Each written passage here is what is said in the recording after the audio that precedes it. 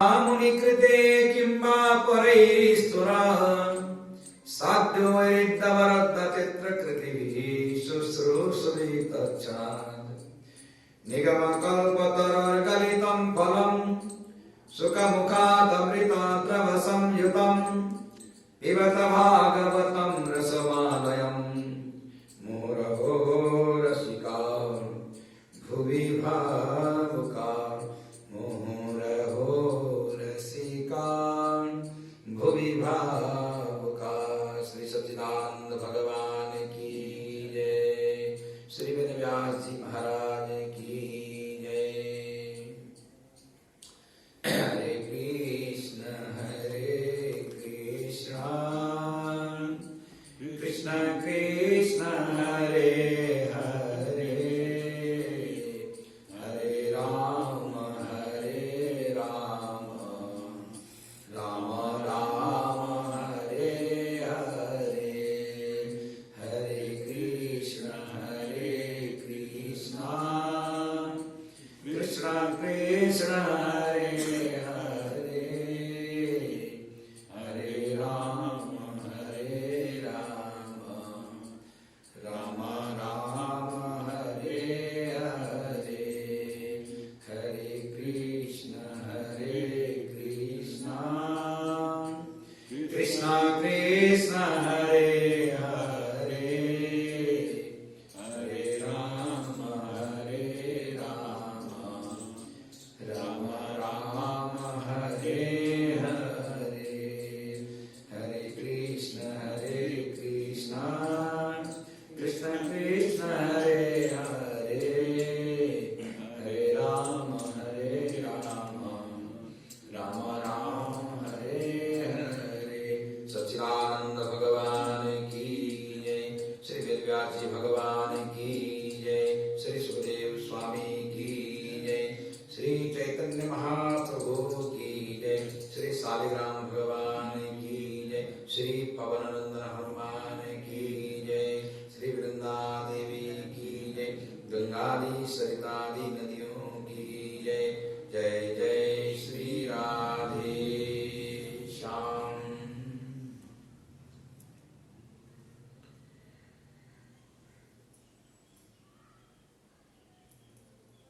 श्री शुक उवाच तस्यासन् विश्वरूपस्य शिरांसि त्रीणि भारतः सोमपीठं सुरापीठं मन्नाददिमिति श्रुतम् शवै बर्हिषि देवेभ्यो भागं प्रत्यक्षमोचकै अवदत् यस्य पितरो देवास प्रश्रयं नृपः। बोले श्रीमद् भागवत महापुराण की।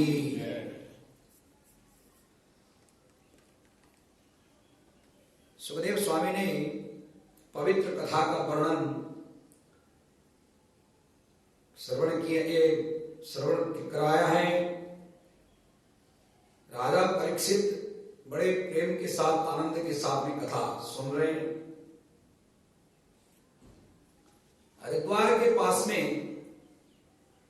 शुक्रताल जो पवित्र गंगा जी का तट है, उस शुक्रताल में बैठ करके बहुत पवित्र कथा श्रीमद् भागवत अमृत रूपी कथा वर्षा हो रही। आगे इतने वृतांत सुनने के बाद में इंद्र ने देवगुरु बृहस्पति के मना करने पर विश्वरूप को बुला करके यज्ञ प्रारंभ कर दिया। यज्ञ प्रारंभ करने के बाद में जब इंद्र को पता चला कि हमारी दैवी शक्ति देवताओं के शक्ति में धीरे धीरे करके कमी होते जा रही और जो दैत्य हैं इनकी शक्ति में वृद्धि हो रही है, तो इसका कारण क्या है? विचार करने पर कहीं ना कहीं से पता चला कि यज्ञ में एक आहुति दैत्यों के नाम से भी दिया जा रहा है। इंद्र बहुत गुस्सा में आया। उसने आकर के आक्रोश में आकर के विश्वरूप के सर को धड़ से अलग कर दिया। जैसे विश्वरूप का वध हो गया, इंद्र के ऊपर में ब्रह्म हत्या का श्राप लग गया, धब्बा लगा। अब जो ब्रह्म हत्या हुआ है, इससे इंद्र परेशान। सारे देवता लोग भी विचार करने लगे कि इंद्र ने जो ब्रह्म हत्या किया है, इस ब्रह्म हत्या का दोष कैसे मिटे। अब तो विश्वरूप का वध किया था। विश्वरूप का एक भाई और था, इसका नाम है वृत्रासुर। वृत्रासुर को जैसे पता चला कि इंद्र ने आक्रोश में आकर के अपने पूज्य गुरुदेव जो यज्ञ में आचार्य बना के रखा था, उसका संहार किया है, वध किया है, गुस्सा में आ गया और एकदम आक्रोश में आकर के जो भगवान को छोड़ करके अन्य किसी को चाहना करने वाले, भगवान से द्वेष करने वाले दैत्यों की कमी नहीं थी। तो दैत्य लोग भी एकदम साहसी बन गए। अब ये वृत्रासुर जो है अपने भाई के वध को देख करके बड़ा अहंकृत होकर के आया और आपस में विचार करने लगा कि तुम यदि संहार करना चाहते तो मेरा संहार करते, मुझ पर आक्रमण करते। तुमने आकर के अपने पूज्य, अपने आचार्य को संहार किया है, मारा है। अविस्मितम तम परिपूर्ण कामम श्रेणैव लाभेन समम शांत। आपने अच्छा नहीं किया, जो नहीं करना चाहिए था सो किया। अब बृहस्पति देव देख रहे हैं कि तुमने मुझे छोड़कर के दूसरे आचार्य किया, इसका परिणाम ये हुआ। अब तो भगवान के पास जाकर के देवता लोग, ब्रह्म हत्या लग गया इंद्र के ऊपर में, देवता लोग स्तुति करने लगे। नमस्ते यज्ञगिरियाय वयसे उपते नमः, नमस्ते हस्तचक्राय नमः सुपुरोहितये। आपको बारंबार नमस्कार है प्रभु, आप रक्षा करें। नमस्ते भगवान नारायण वासुदेवादि पुरुषः महापुरुष महा अनुभवः परम मंगल परम कल्याण परम करुणदायिनी। हे दया के सागर, आप हम देवताओं के ऊपर में दया करें। देवता लोग भगवान को प्रार्थना करते हैं। सुखदेव स्वामी कहते हैं कि हे राजन, हे परीक्षित, आगे जो वृत्रासुर है ये भी देवताओं की ऊपर में आक्रमण करने के लिए तैयारी कर रहा है। देवता लोग भगवान की प्रार्थना कर रहे हैं कि भगवान आकर के हम लोगों को बचाए।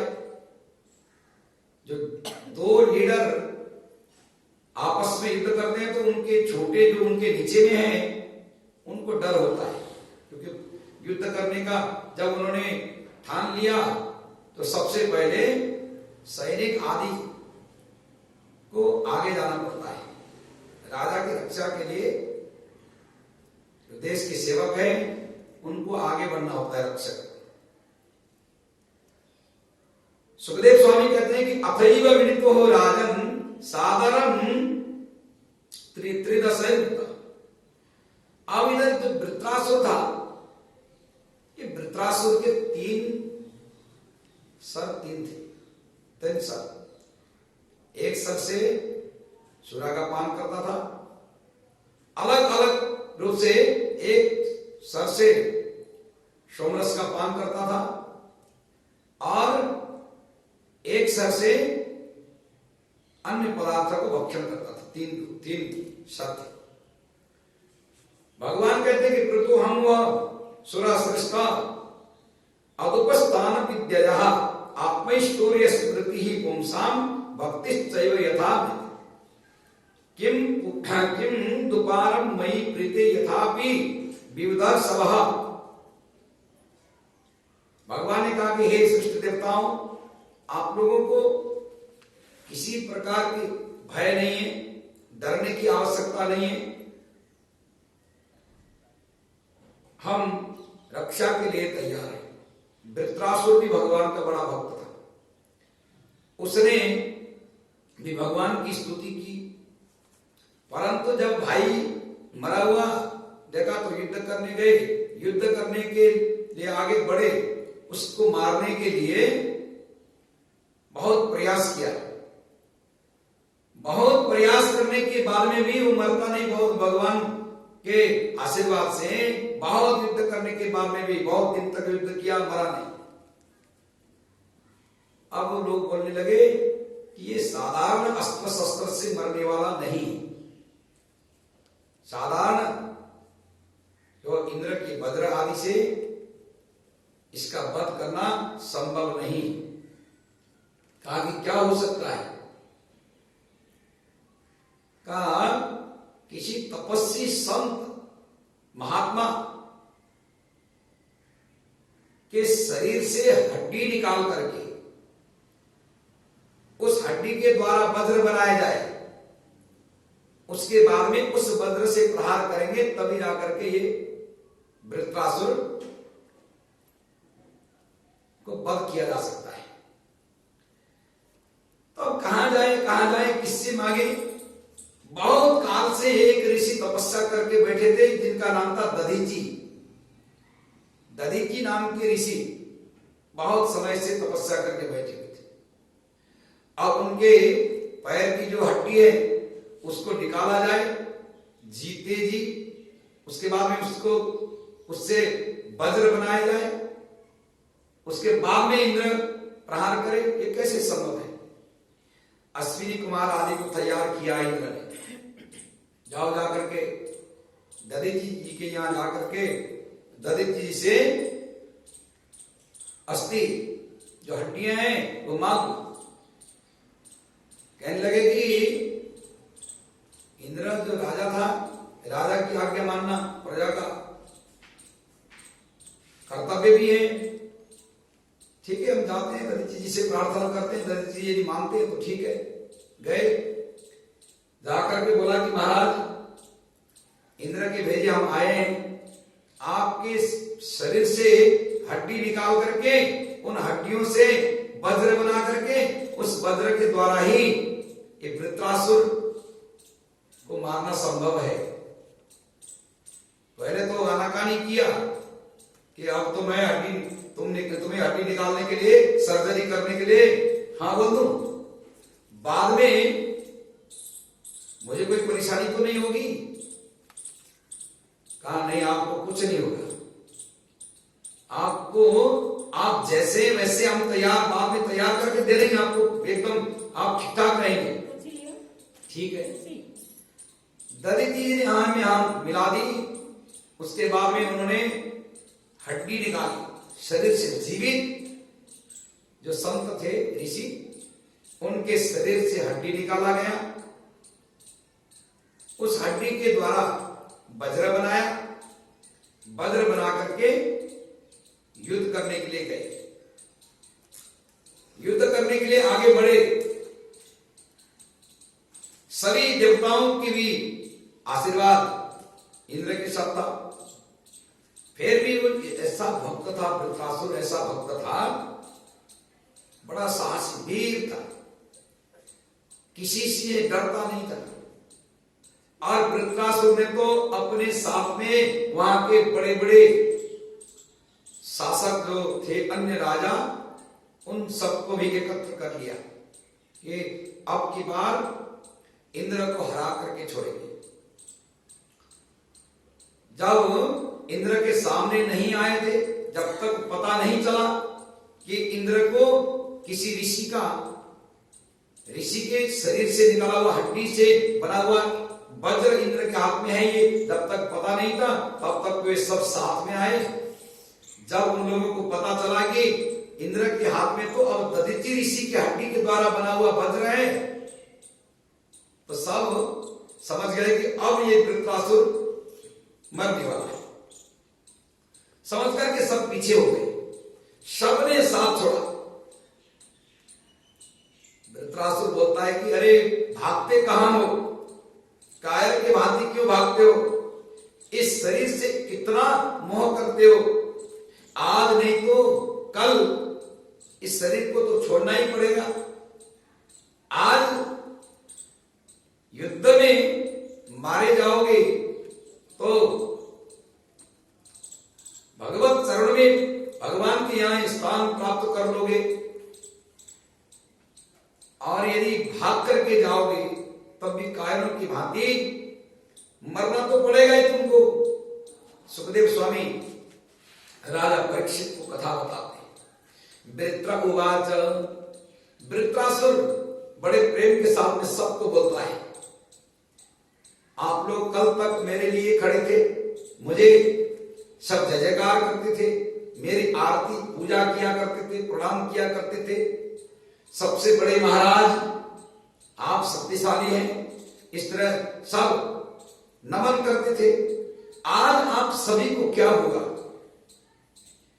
दृष्टा भवान में समवस्थितो रिपुर, यो ब्रह्मा गुरुहा भ्रातृहा च। आप लोगों ने मेरा साथ क्यों नहीं दिया, मैं उसके साथ युद्ध करने के लिए आगे बढ़ रहा हूं, धर्म के पालन के लिए आगे बढ़ रहा हूं, क्योंकि उसने केवल मेरे भाई का वध नहीं किया। वृत्रासुर कहता है कि केवल मेरे भाई का वध उसने नहीं किया, अभी तो ब्राह्मण का वध किया है। ब्राह्मण के वध करने से ब्रह्म हत्या का श्राप उस इंद्र के ऊपर लगा है। इसलिए ब्रह्म हत्या जो करता है महान पाप है।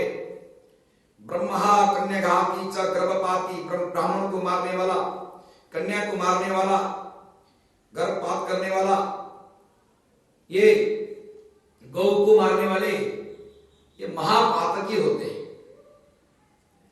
मैं भी भगवान का भक्त हूं, मैं भी जानता हूं कि भगवान ने एक दिन न एक दिन हमें भी मृताचल को भेजना है, हमने भी एक दिन शरीर को छोड़ना है, मुझे पक्का पता है। अहम हरे तव पादई का मूलः दासानुदासो भवितास्मि भूयः। जब साथियों ने छोड़ दिया तब भगवान का चिंतन करता है वृत्रासुर, कहता है कि मैं अपने कर्तव्य से पीछे नहीं हटने वाला हूं, मैं इंद्र से द्वेष भी नहीं करता।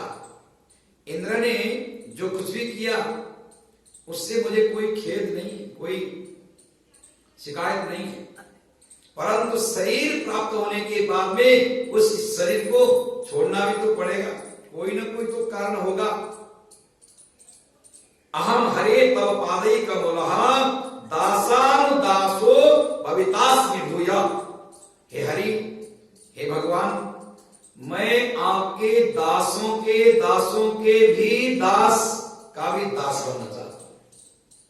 मनस्मरे तासु पतिर गुणास्ते। मेरा जो मन है भगवान के दास, जो भगवान का सेवा करता है वैष्णव, उस वैष्णव को सेवा करने वाला जो है, उस सेवा करने वाले के भी सेवा करने का मन मेरा है।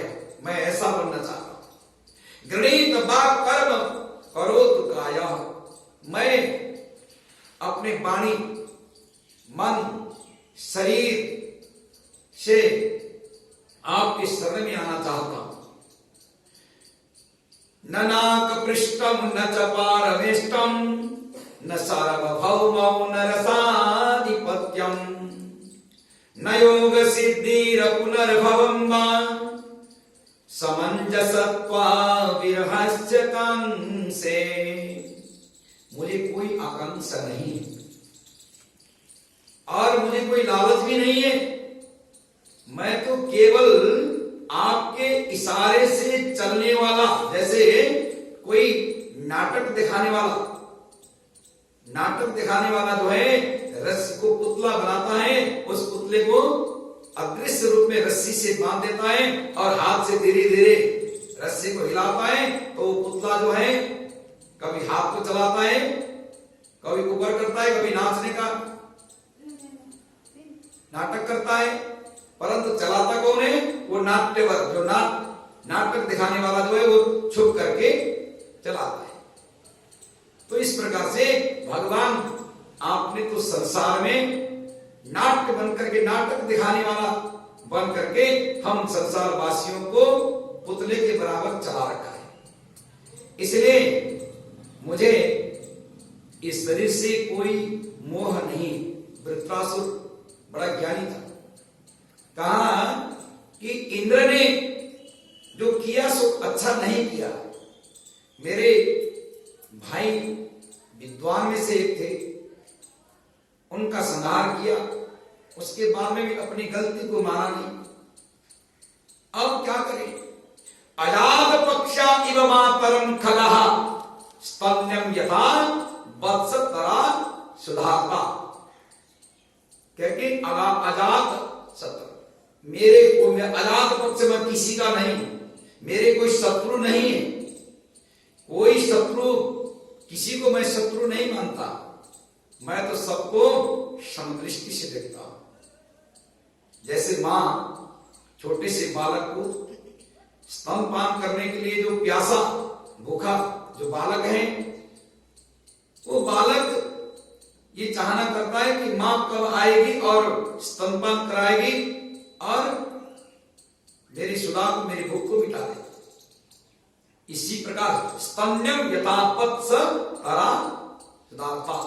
भूख प्यास से बेचैन बालक अपनी मां को स्मरण करता है, मां का चिंतन करता है, मां कब आएगी, मां को ही इंतजार करता है। इसी प्रकार प्रियम प्रियेव,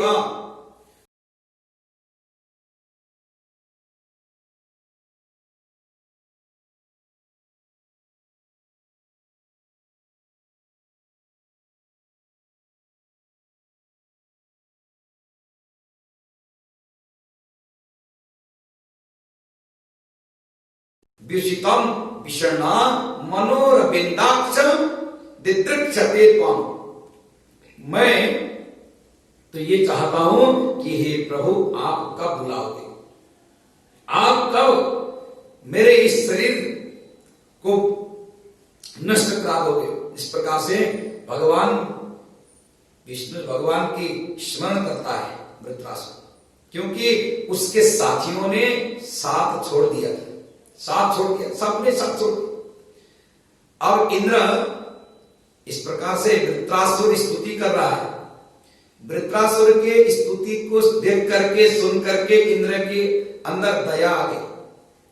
इंद्र जो दधीचि ऋषि के हड्डी के द्वारा बना हुआ जो अस्त्र था, जो वज्र, उसको लेकर के प्रहार करने के लिए आगे बढ़ा था। इंद्र के हाथ से वो वज्र गिर गया, नीचे गिरा, जमीन पर गिरा, हाथ कांप गए। पहले ही एक ब्रह्महत्या हो चुका है, अब दोबारा ब्रह्महत्या करूंगा तो बहुत कष्ट हो सकता है। अपने आप को किसी ने अभी तक ये उजागर नहीं किया कि ब्रह्महत्या किया, सब चुप थे। मान लो कि किसी ने साथ में एक कॉलोनी में रहते, उसने कुछ गलती किया है, तो सामने होकर के कोई भी बोलना नहीं चाहता, नहीं कहीं से बात उठेगी तो हम यहां मिला देंगे, अभी तुम आगे होकर के मत बोलो। दूसरा भी ये कहता है नहीं, दूसरे कोई नहीं बोले तो मुझे क्या है, क्या जरूरत है बोलने का, ऐसे करते करते बात को छिपाने लगा। इसी प्रकार देवता लोग भी चुपचाप, क्योंकि राजा का किया हुआ कृत्य है कर्म, और किसी का होता तो बात अलग थी। उधर बृहस्पति देव अंदर ही अंदर खुश हो रहे थे कि मैंने 1 साल के लिए रुकने के लिए बोला था, भाई 1 साल बाद तुम्हारा यज्ञ करा दूंगा, 1 साल तक रुक जाओ, नहीं माना, अब भोगो। और इंद्र जो है अपने हाथ से अस्त्र को नीचे गिराने लगा, गिर गए नीचे। तो वृत्रासुर क्या बोलता है, इंद्रो न वज्रम जगृहे विलज्जितम।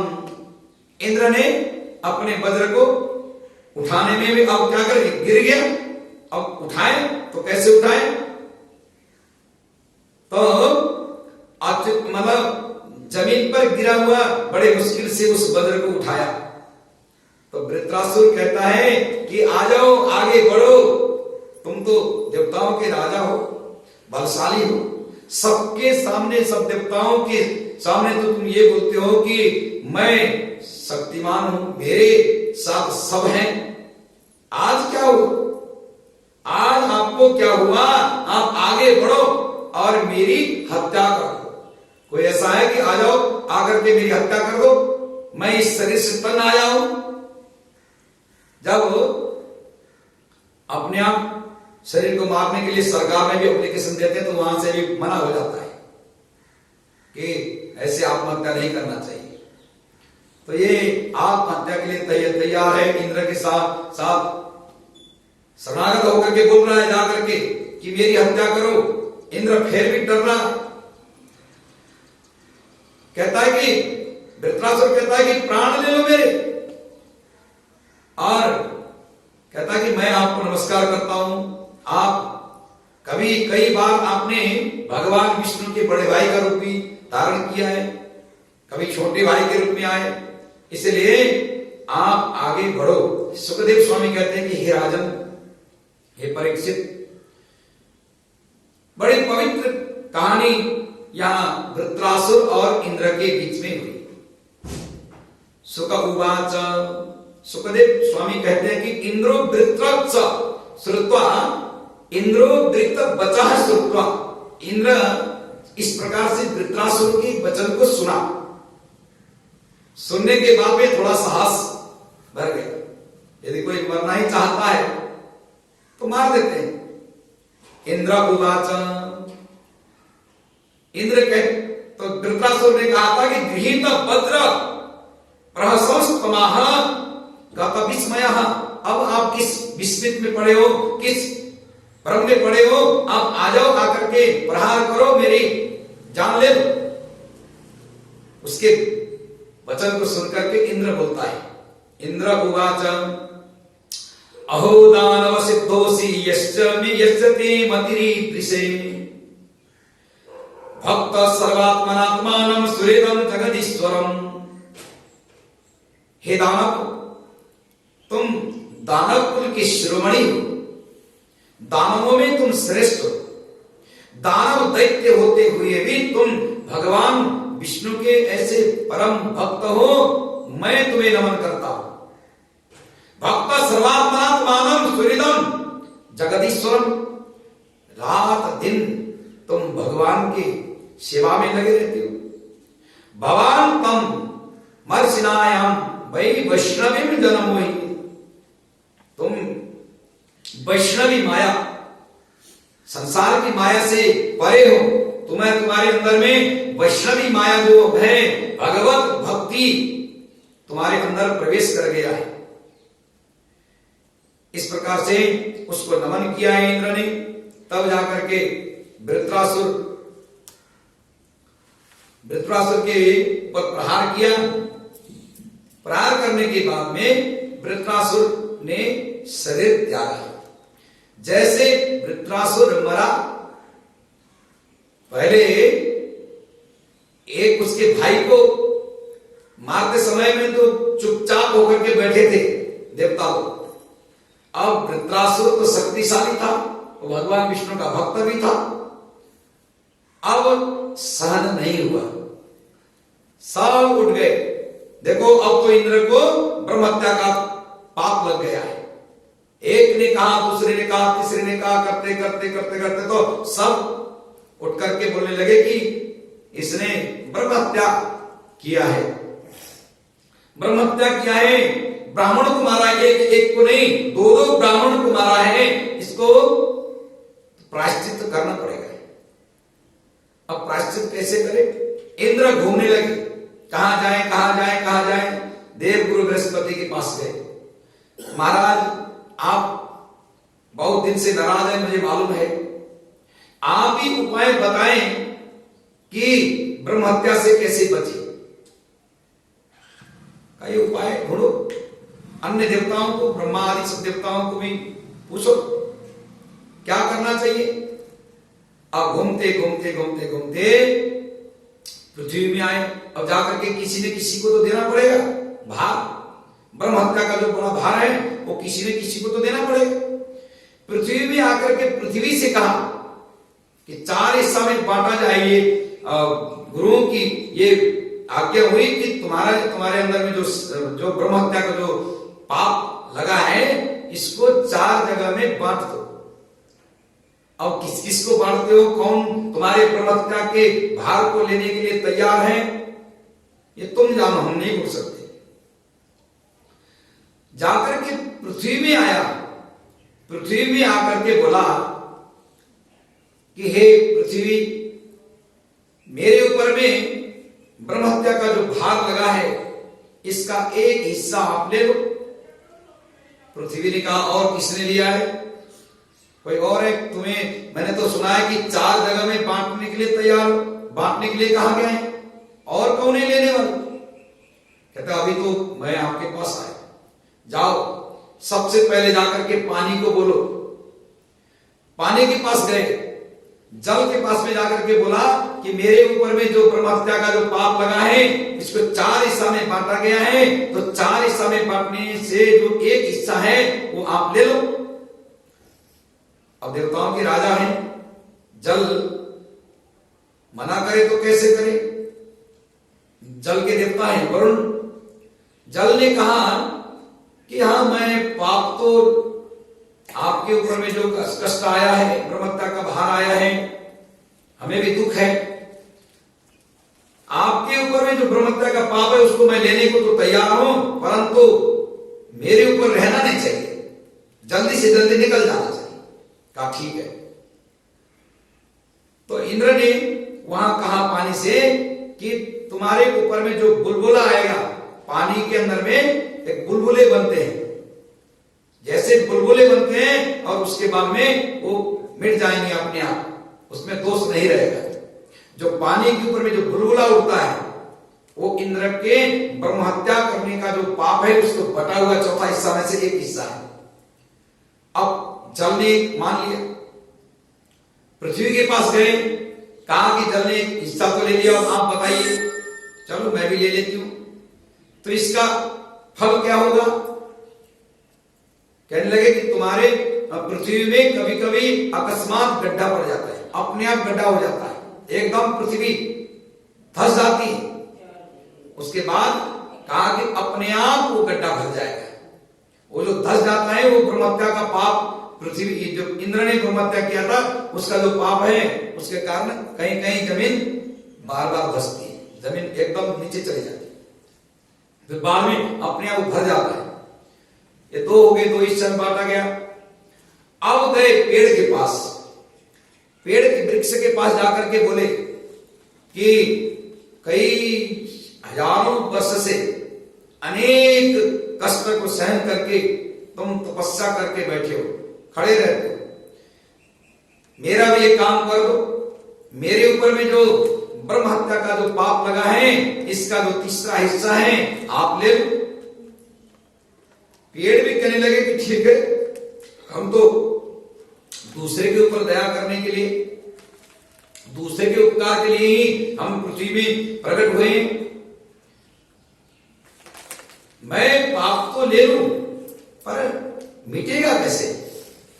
तो उस समय में भी कहा कि तुम्हारे अंदर से जो गोंद निकलेगा, पेड़ में से जो दूध निकलता है वो गोंद के रूप में, कभी कभी गोंद के रूप में जो निकलता है तो वो जो है वो ब्रह्म हत्या का पाप होगा। अब तुम हमेशा पवित्र रहोगे। ठीक है, इतना स्वीकार कर लिया वृक्ष ने। और चौथा हिस्सा कौन लेगा? चौथा हिस्सा जो है स्त्री के पास गए। स्त्री भू जल द्रुमैर रेणु, स्त्री भू जल द्रुम, ये श्रीमद् भागवत महापुराण के षष्ठ स्कंद में 13वें अध्याय के 5वां श्लोक, षष्ठ स्कंद 13वें अध्याय 5वां श्लोक में ये स्पष्ट लिखा है, स्त्री भू जल द्रुवैरेणो विश्वरूप बधोद्भवम। विश्वरूप और ये वृत्रासुर, इन दोनों के वध करने का जो ब्रह्महत्या का जो पाप था वे इन चारों ने लिया है। अब स्त्री के पास जाकर के बोले कि आपको भी ये चौथा हिस्सा जो बचा है इसको ले लेना चाहिए। काम ले तो ले, परंतु शुद्ध कैसे हो जाएंगे? ब्रह्महत्या तो बहुत बड़ा पाप है। कहा तुम रजस्वला हो जाओगी, रजस्वला होते ही ब्रह्महत्या का जो पाप है वो तुमसे, तुम्हारे से मिट जाएगा। कहा कैसे? प्रथमे अनी चांडाली, रजस्वला जो स्त्री होती है उस दिन उनके शरीर में 4 दिन तक अपवित्रता रहता है, शास्त्र बोलता है। प्रथमे अनी चांडाली, द्वितीये ब्रह्मघातिनी, तृतीये रजकीहिता, चतुर्थे शुद्धति। पहले दिन में चांडाली, दूसरे दिन में ब्रह्मघातिनी, तीसरे दिन में रजकी। रजक किसको बोलते हैं? कपड़ा वपड़ा सफाई करने वाले जो धोबी आदि धोबी हैं, रजक। चौथे दिन में स्नान के बाद में ये शरीर तुम्हारा शुद्ध हो जाएगा। इस प्रकार से इंद्र के ऊपर में जो ब्रह्म हत्या का जो भार लगा था वो उनको बांट दिया। इंद्र के पाप तो मिट गए। अब आगे क्या करना है? आगे जाकर के गंधर्व आदि पार्वती और शंकर, वृत्रासुर जो था, वृत्रासुर पूर्व जन्म में, ये वृत्रासुर का ताकतवर कैसे बना? वृत्रासुर जो है पूर्व जन्म में जगह जगह में जाकर के एक दिन उसने भगवान शंकर और पार्वती का अपमान किया था। सूरसेन देश का राजा, ये जो चित्रकेतु की कथा यहां आ रही है, चित्रकेतु से पहले में ये वृत्रासुर जो था, भगवान शंकर को एक जगह में बैठे हुए देखे, क्योंकि सभा हो रही थी, देव सभा। देव सभा में वो बड़ा घमंड करके चल रहा था वृत्रासुर। वृत्रासुर अच्छा था, परंतु जब देवताओं के पास में गया, देवता की सभा में शिवजी बैठे हुए थे, शिवजी के जंगा में पार्वती बैठी हुई थी। भोले बाबा को किसी से डर तो है नहीं, ना तो कोई शर्म है। भोले बाबा तो सबसे अग्रणी है। तो अपने जंगा पे पार्वती को बिठा करके सबके सभा में बैठे थे। तो उसने जाकर के बोला, गंधर्व था, उसने कि इस सभा में किसी को शर्म नहीं होती, शर्म नहीं आता। देखो सबके सामने अपनी पत्नी को जंगा पर बिठा करके यहां सभा में बैठे। वैसे ही भगवान भोले बाबा तो हल्के फुल्के पेड़ पौधे आदि के जो कोई चर मिल जाए उसको लगा दो, नहीं तो ऐसे ही बैठ जाते। शिवजी को तो कोई परेशानी नहीं हुई। शिवजी तो ऐसे बोलते रहते, मच्छर काटते रहते हैं, बैल बैठता ही रहता है, कुछ फर्क नहीं पड़ता।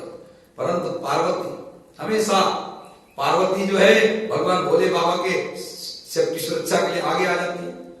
आपने कल की कथा में ये सुना कि दक्ष प्रजापति के यहाँ यज्ञ हुआ, भोले बाबा के लिए स्थान नहीं मिला, बोला कि मेरे पति के लिए स्थान नहीं है तो मैं अपने शरीर को त्याग दूंगा, जाकर के त्याग भी दिया। और परिणाम स्वरूप दक्ष प्रजापति का जो यज्ञ है उसको समाप्त करना पड़ा, विध्वंस होना पड़ा। उसके बाद में जो भग आदि जो थे ये सब चले गए। पूछा लंबे लंबे दांत लेकर के हंसने लगा। दांत कटा गया। तो इस प्रकार से पार्वती जी ने वहां भी इस तरह की बात करी। अब यहां भी कहा कि तुम राक्षस बन जाओ, दैत्य बन जाओ, ये श्राप दिए थे। अब आगे जाकर के एक सुरसेन देश का राजा चित्रकेतु, ये चित्रकेतु जो है बड़ा भगवान का भक्त था। चित्रकेतु को श्राप मिला कि कई सारी विवाह हो जाएगी, कितने विवाह, जितने विवाह करने पर भी तुम अपुत्र ही रहोगे। एक विवाह किया, संतान नहीं हुई, दूसरा विवाह किया, फिर भी संतान नहीं हुई, तीसरे विवाह किया, संतान नहीं हुई, करते करते सबसे पहला जो विवाह हुआ था ये चित्रकेतु में, उसकी पत्नी का नाम क्या था? कृतद्युति।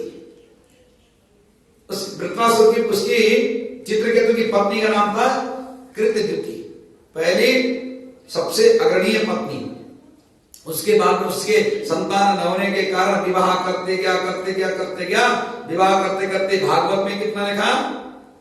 1 करोड़ पत्नियां, 1 करोड़ विवाह हो गया उससे। 1 करोड़ विवाह हुआ। 1 करोड़ विवाह होने के बाद जो सबसे अग्रणीय जो थी, बड़ी वाली पत्नी, सबसे ज्येष्ठ, उसके ऊपर भगवान की कृपा हुई। और कृपा भी तब हुई जब ऋषि कहीं से घूमते घूमते ऋषि पहुंच गए।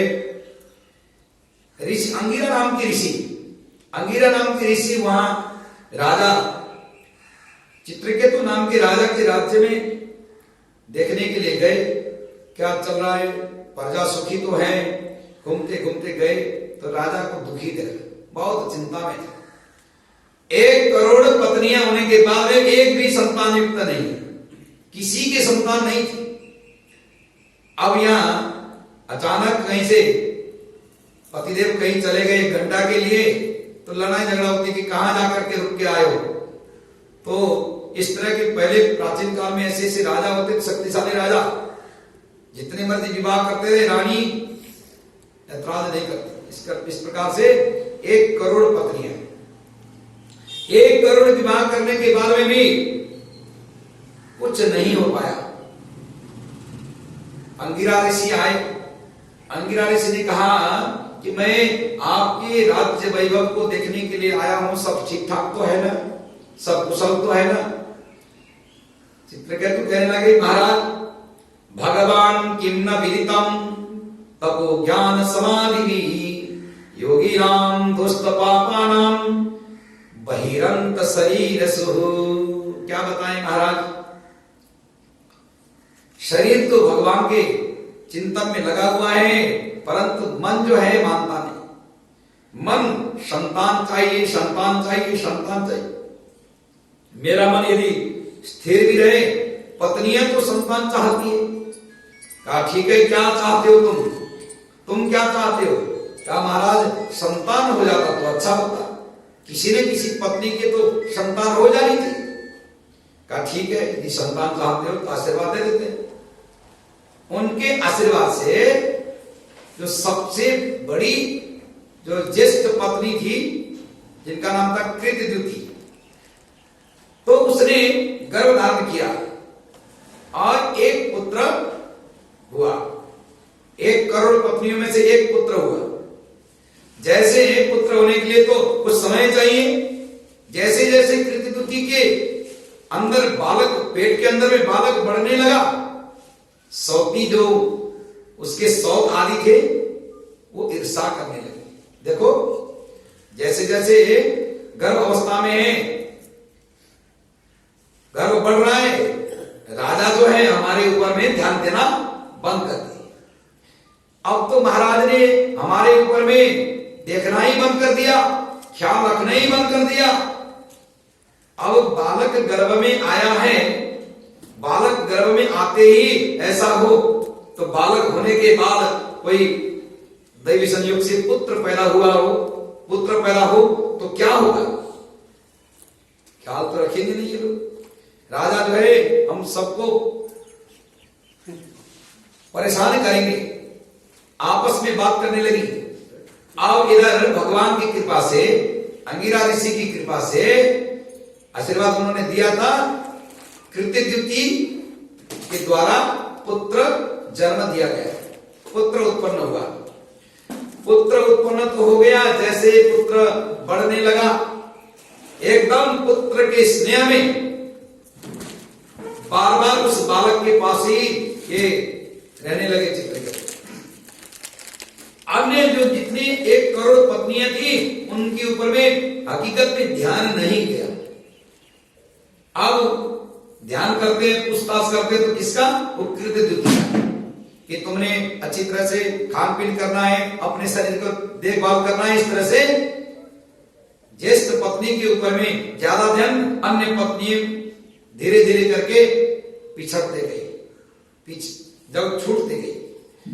अब तो बहुत ज्यादा गुस्सा में आई। गुस्से में आने के बाद में सौता जो है वो एक सौता दूसरे सौता को कुछ भी कर सकती है। विचार किया, कई जो 1 करोड़ में से 10-5 ने तो विचार किया ही होगा, सलाह किया, और कहीं से जाकर के जहर लेके आए। बालक सोया हुआ था, पालकी में बालक सोया था, उस बालक को दूध पिला करके जहर दे दिया। जहर देने के बाद वो जो एक पुत्र हुआ था, उस पुत्र का भी राम नाम सत्य हो गया, बद हो गया, मार दिया उन्होंने। एक हम सब तो बांध हैं, और एक पुत्रवती होने से हम सबका तिरस्कार ही हो रहा है। इससे अच्छा है जैसे हम दुखी वैसे ही तुम भी दुखी, तो उसको भी मार दिया। 1 करोड़ पत्नियों में से एक जो पत्नी का संतान हुआ, अन्य सब ईर्षा में आ गई और मार दिया। अब तो उस पुत्र के मुख को देख करके रोने लगी, जो राजा भी रोने लगे और रानी भी रोने लगी।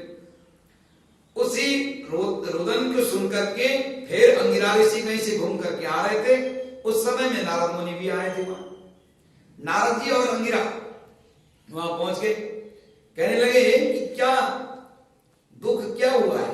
तुमने पहले कहा कि संतान चाहिए, हमने संतान भी दे दिया। संतान देने के बाद में तुम और क्या चाहते हो? तो कहा संतान आपने दिया, चाहे कुछ बोला भी नहीं, एकदम जैसे पहले दुखी था संतान न होते समय में, ऐसे ही दुखी, और ज्यादा दुखी होने लगे। कहा तुम चाहते क्या हो? क्या चाहते क्या हो तुम? तो ये संतान, किसको संतान होते हो? क्या ये शरीर चाहते हो तुम? शरीर का यदि तुम चाहो जीवित करने के लिए तो मैं अभी आशीर्वाद दे सकता हूं, परंतु विपरीत हो जाएगा, इसलिए तुम चिंता मत करो। अब जो अजर अमर है, तुम चाहो तो मैं अश्वत्थामा, बलदेव, हनुमंत, सभी विष्णु, कृपाचार्य, मार्कंडेय आदि जो बड़े बड़े जो चिरायु हैं, उनके पूजा के द्वारा उनके आशीर्वाद को बुला करके मैं तुम्हारे पुत्र को जीवित भी कर सकता हूं। तो उसको जीवित करने से भी कोई फायदा नहीं। तैयार हो गए, हाँ महाराज जीवित करना आप कराएं तो करा दो। बालक से पूछो, अभी होश में थोड़ा होश में ला करके बोला कि बालक से तो पूछो, बालक क्या जीवित रहना चाहता है कि नहीं चाहता है? जीना और मरना तो उसके ऊपर भी होता है। कहते हैं कि बालक से पूछा गया तो बालक कहता है कि मुझे इस संसार चक्र में आना ही नहीं है। जो भगवान ने कहीं ना कहीं से कोई दोष हुआ होगा, जन्म मैंने ले लिया, बस अब मैं आगे बढ़ना चाहता हूं। इस प्रकार से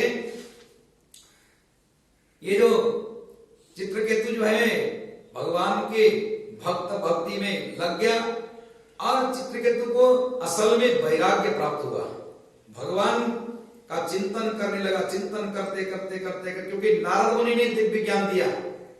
नारद मुनि कहते हैं कि जीवात्मन पश्य भद्रम ते मातरम पितरम चते। नारद जी कहते हैं कि हे जीवात्मा, तुम्हारे माता और पिता बड़े दुखी हैं, क्या उठना चाहते हो? क्या जीवित होना चाहते हो? तो उस जीवात्मा ने क्या बोला था? जीवा उवाच, वो जो बालक जो मरा था, थोड़ी देर के लिए जीवित किया था, तो उसने कहा कि कस्मिन् जन्मन्यम मी मह्यम पितरम मातरो भवन, इनके माता पिता मैं हूं या मेरे माता पिता ये हैं, इनका पिता मैं हूं या मेरे पिता ये हैं। कितने बार मैं पिता बन के आया हूं, कितने बार ये पिता बन गए हैं, कितने बार ये बंधु बन गए हैं, ये कुछ नहीं है, ये सब भगवान की माया में, संसार में घूमते समय में कितने बार कौन पिता बनता है, कितने बार कौन माता बनता है, ये सब मुझे नहीं मालूम। आप कर सकते हैं तो हमारे पिता और माता को भगवत चरण में मन लग जाए, ऐसा कोई प्रयास करो, ऐसा कोई मंत्र, ऐसा कोई उपाय आप बताइए कि हमारे माता पिता भी भगवान के चरण सेवा में लग जाए।